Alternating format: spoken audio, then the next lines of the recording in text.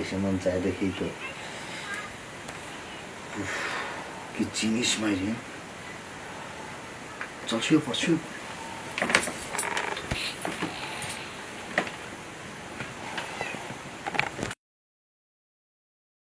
কত জায়গায় চাকরি অ্যাপ্লাই করলাম, কোথাও লাগে না। আগেই বুক ছেলে বেটা তারা এই নোটিশ দেশকে যাক এই জায়গায় একটা অ্যাপ্লাই করেছে। এটা তো খালি আছে, দেখা যায় এটা হইতে পারে। আল্লাহ ভরসা যদি হয়ে যায়।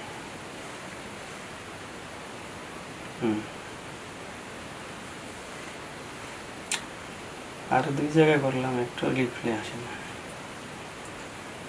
উফ, চাকরিটা যে কবে হবে।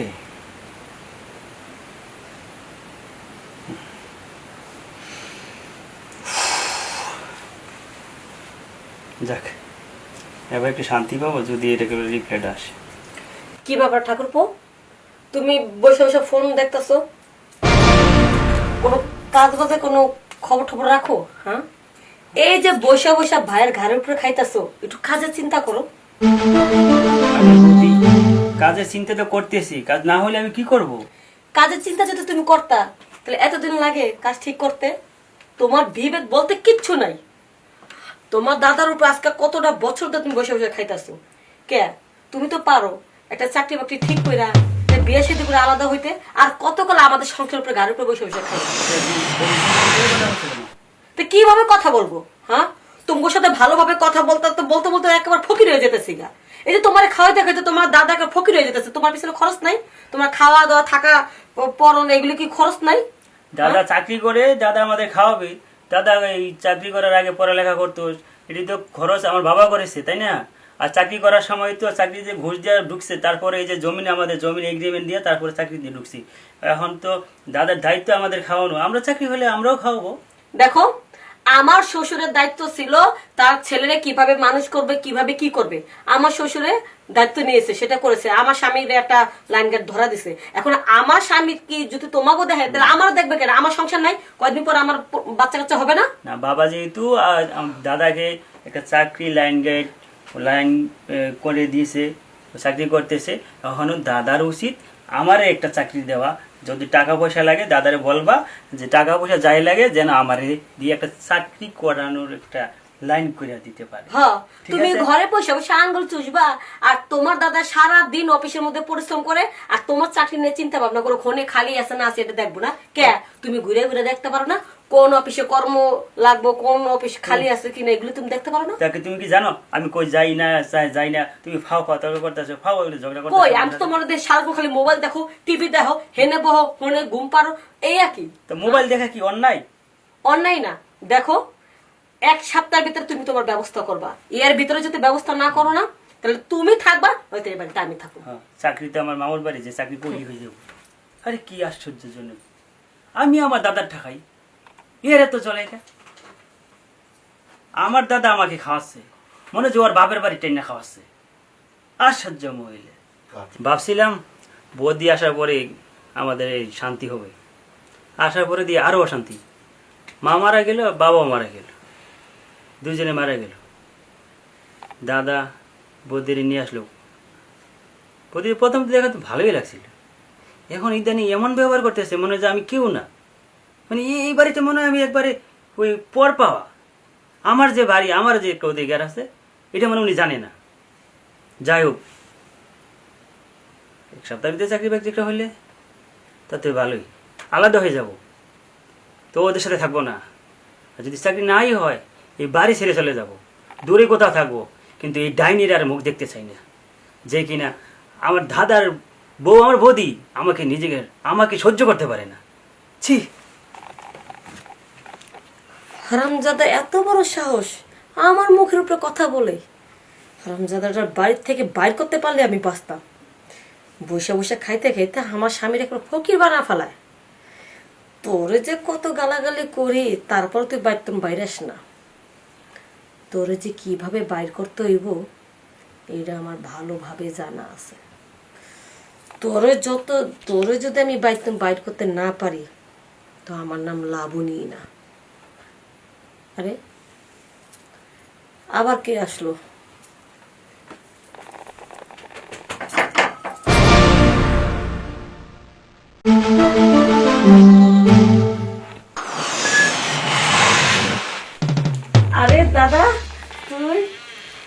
কেমন আছিস?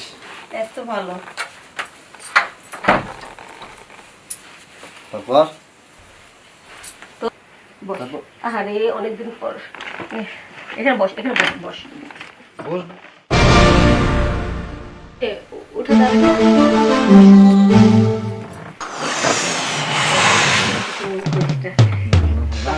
ঢুকছি আর খেয়াল করতে পারি রে। আচ্ছা তোকে কিন্তু বড্ড সুন্দর লাগছে বুঝলি, আগে তোকে এত সুন্দর লাগতো না। হলুদ শাড়ি পরেছিস, তারপরে আবার কত বছর আগে দেখেছিস মনে আছে? এই যে বিয়ার আগে দেখছিস। হ্যাঁ তাই। আচ্ছা যাই হোক, এই মাসি কেমন আছে রে? মাসি ভালো আছে, তোর জন্য আশীর্বাদ করেছে। আমি আসার সময় বলে এসেছি যে আমি তোর বাড়িতে যাচ্ছি। সত্যি? তো যেহেতু আসছস অনেকদিন কিন্তু থাকবি।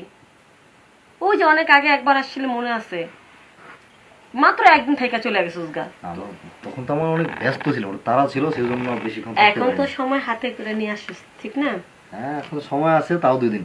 যাক, অনেক দূর থেকে আসছস, রাস্তাতে কোনো অসুবিধা হয়নি? না না না, একদম আমি এখন ফুল ফিট আছি, তবে একটু ফ্রেশ হতে পারলে ভালো হতো। আচ্ছা ওই যে ওয়াশরুমটা ওইদিকে, তুই যা ফ্রেশ হ, আমি তোর জন্য একটু নাস্তা করার ব্যবস্থা করবো। ঠিক আছে। আচ্ছা তোকে কিন্তু দিব্যি লাগছে মাই। আচ্ছা আচ্ছা। যাক, রান্না বান্না শেষ করলাম, এখন একটু গুছা গাছা রাখি। অনেকদিন পর ভাইটা আইসে, যেহেতু একটু যত্ন না নিই, ভালো মন্দ না খাওয়াই, তো মাসি আমার বলবো কি কিরে তো কবিতে গেছিল, আমার ছেলেটার মুখটা একেবারে শুকিয়ে গেছে। অনেকক্ষণ ধরে আইসে, এবার আর একটু খাবার টাবার দিই। আসলে কি জানিস, তোর হাতের রান্নাটা কিন্তু বেশ চমৎকার বুঝলি। তো দাদাও কিন্তু আমার হাতে রান্নাটা পছন্দ করে।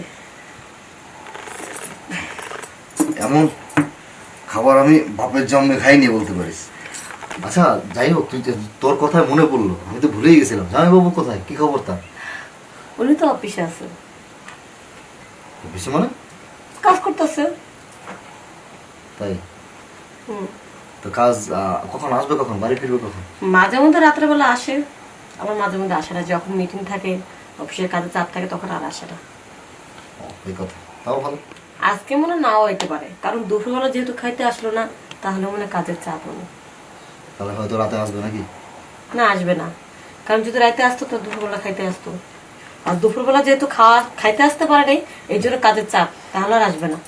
সে বাদ দে, তুই এত সুন্দর রান্না কোথায় পেলি, কি করে শিখলি? আর তুই যা হয়েছিস মাইরি, তোকে দেখে তো চোখ ফিরানো যাচ্ছে না। রান্নাটা শিখেছি তোর দাদার কাছে, কারণ বিয়ের আগে তো রান্না বান্না পারতাম না।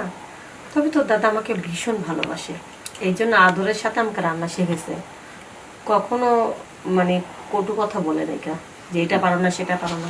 তুই এত সুন্দর হবি ভাবলে তোকে তো বিয়েটা আমিই করতাম।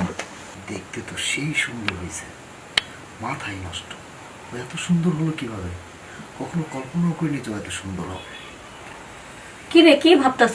না না, কিছু না কিছু না, ভাবলাম তাহলে জামা বাবার আজ আর আসছে না নাকি? না না, আজকে আসবে না। আমার স্বামীকে আমি চিনি না যে কখন আসবে কিনা আসবে। আজকে উনি যেহেতু আসেনি, আমি পুরো শিওর উনি আর আসবে না। যেহেতু আসবে না, তাহলে চল না আমরা দুজন মিলে আসবো। এই তুই ছোটবেলার মতো আরো দুষ্টামি করা শুরু করছিস না? হ্যাঁ, প্রেম করবি? তোরে বদভ্যস্ত করবো। প্রেম তো তোর জীবন ভরে করতেছিস। তুই যদি আমার সাথে প্রেমে করতিস, তাহলে তো আমি তোর কাছে বিয়ে করতাম। তুই তো আগেই চলে আসছিস, বিয়ের জন্য তুই তো উতলা হয়ে গেছিস। উতলা হয়েছে না? আরে তোর মাসি তো উতলা হয়ে গেছে গা। মায়ের সারাক্ষণ খালি বলে যে মেয়ে বেশি বড় রাখা ঠিক না, বিয়ে দিয়ে দি। শোন, বাদ দে পিছনের কথা, বাদ দে। তোকে আজ এভাবে দেখবো আশা করিনি। তোর যখন, সত্যি কথা কি জানিস, তোর যখন অন্যটা পড়ে গেল না, মানে শাড়ির আঁচলটা, বিশ্বাস কর আমার মাথায় কাজ করতেছিল। বাপরে বাপ, তোকে দেখে না আমার পুরো শরীরে আগুন ধরে গেছে। তুই আবার আমার ওইদিকে নজর দিছিস? এত সুন্দর জিনিস দেখবো না, এটা হয়? ওই আমি কি তোর জিনিসের প্রতি কখনো নজর দিচ্ছি নাকি যে তুই আমারটা নজর দেস? আমার তো শাড়ির আঁচল সরে পড়ে না। তোর এই বদভ্যাসটা গেল না? না এত কথা বল, যাই ও যেহেতু আজ আসবে না, চল না আমরা একটা রিস্ক নিই। এইসব কি বলতেছিস? তুই সিরিয়াস ভাবে বলতেছিস না দুষ্টামি করতেছিস? আর আমি পুরো ফুল সিরিয়াস। না রে, এটা হয় না। আমি আমার সংসার নষ্ট করতে পারবো না। শোন না, তোর বাড়িতে এতদিন পরে এলাম, তোকে দেখে খুব ভালো লাগছে বুঝলি। তোকে মাছের মাথাটা খাওয়াইলাম, তোর ভালো সেবা যত্ন করতেছি, তাতে কি তোর হয় না? ওটা তো করেছিস, ওটা তো সবাই করে। এখন যেটা চাচ্ছি এটা স্পেশাল মানুষেরা করে। কিন্তু চল, ভয় কি লাগে, আমি তো জানবো? কখনো এইসব করিনি। আরে জামাই বাবু আসবে, আসলে তুই দরজা টোকা দিয়ে আসবে, আমরা তখন আলাদা হয়ে যাবো। আসবে না, তুই তো বললি আসবে আর না। তুই যেহেতু আমার দিকে নজর দিচ্ছিস, বিয়ের আগে দিতে পারলি না, তুই এখন নজর দিচ্ছিস। আচ্ছা চল আয়, না, চল না। দেখি তুই কত বড় হইছিস।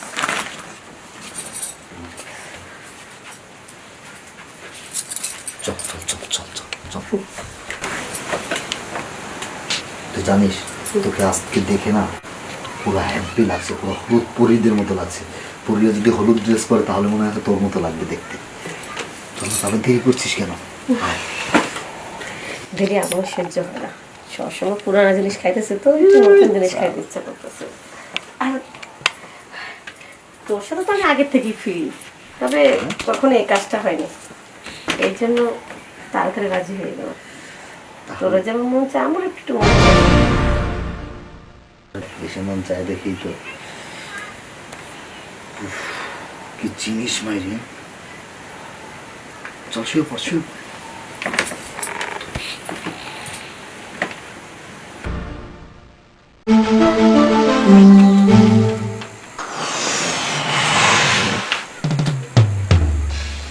আমি যে কি দেখতেছি,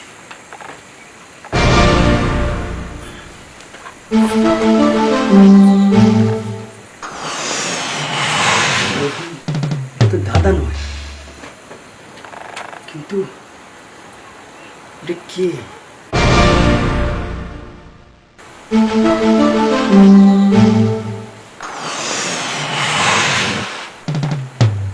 ছি, ছি, ছি, ছি।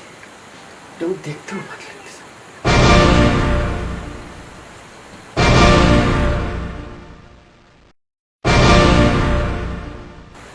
তুমি আমাকে বাড়ি ছাড়া করতে চাইছিলে, এখন তোমার অবস্থা কি করি সেটা তুমি এখন টের পাবে।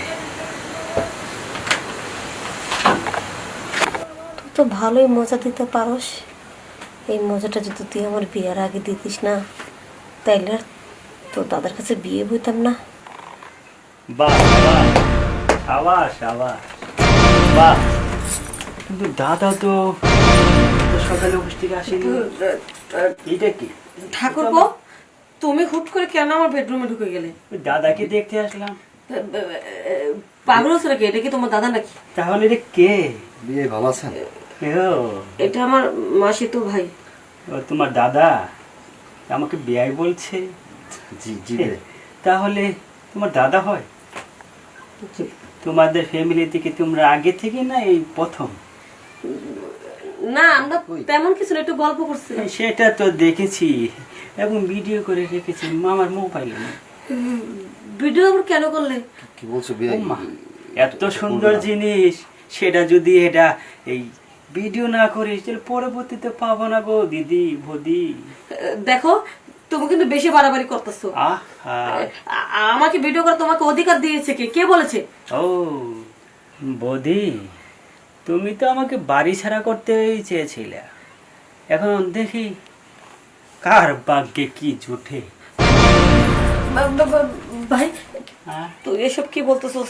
শত হলো তো আমি তোর বড় দাদার বৌদি, ঠিক না? আর আমার মান সম্মান গেলে মানে তোদের এই বাড়ির মান সম্মান যায়।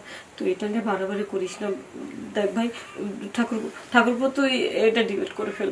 আহা, তুমি আমার বাইকে ঠকাইছো, তুমি আমার দাদাকে ঠকাচ্ছ, আর এই বাড়ি থেকে আমাকে বের করতে চাইছ। আমি আজ তোমাকে এই গ্রাম ছাড়া করবো, তাও কি মুখে চুন কালি মেখে। দেখ দেখ দেখ ঠাকুরপো, তুই এই কাজটা করিস না। আমি আমি আর কখনো তোর সাথে খারাপ ব্যবহার করবো না, আর তোকে বাড়ি ছাড়তে বলবো না। তোর যতদিন মন চায় তুই এখানে থাকবি, তুই ছাড়বি কেন? আর আরে ওরা কি বের করে দেবো? এই হ্যাঁ, আস্তে আস্তে আমার সাথে এরকম? যা, বেরো বেরো আমাদের বাড়িতে, যা, দরকার নাই। দাদা পোদা ধরে দাদা মারাইছি, দাদা ইয়া পোদা মারাই। তোর সামনে তো আমি আমার দাদাকে মেরে বের করে দিয়েছি, দরকার নেই কা। আর তুই এখন থেকে এই বাড়িতে থাকবি, তোকে বের করবো না। আরে সর্বনাশ, এটা তো আমারই বাড়ি, তুমি বার করার কে বুঝি? হ্যাঁ, আমি এতদিন যাই বলছি বের করার কথা আর কখনো বলবো না। তাই আমার মান সম্মান ঠেলায় পড়লে বাঘেও ঘাস খায়। আচ্ছা যাই হোক, এখন আমার তেমন কোনো ইয়ে নাই, তোমার ওই দাদা পোদা বের করে দিছো, আমি তোমাকে সতর্ক করে দিলাম, নেক্সট টাইম যদি এই দাদা পোদা তোমার কাছে আসে তাহলে কিন্তু আর রেখাই নাই। আমার দাদার দিকে তাকিয়ে তোমার দাদা খুব তোমাকে ভালোবাসে, তাই আর এই দাদার সংসার আগুন লাগালাম না। তুমি যা করেছো এখানেই শেষ, এটাও আমি আর কাউকে বলবো না। বললাম তো, নেক্সট টাইম যদি এরকম হয় দিদি বদি, তাহলে কিন্তু আর রেহাই নাই। ঠিক আছে, ঠিক আছে, তুমি তোমার জায়গায় থাকো, তোমাকে আর কিছু বলবো না, বাকিটা পরেই বলবো। হায় হায় হায় ভগবান, এটা আমি কি করলাম? সত্যি তো আমার স্বামী আমাকে ভীষণ ভালোবাসে, আর একটু সুখের জন্য আমি আমার মাসি তো ভাইয়ের সাথে ছি ছি ছি ছি, এটা আমি কি করলাম?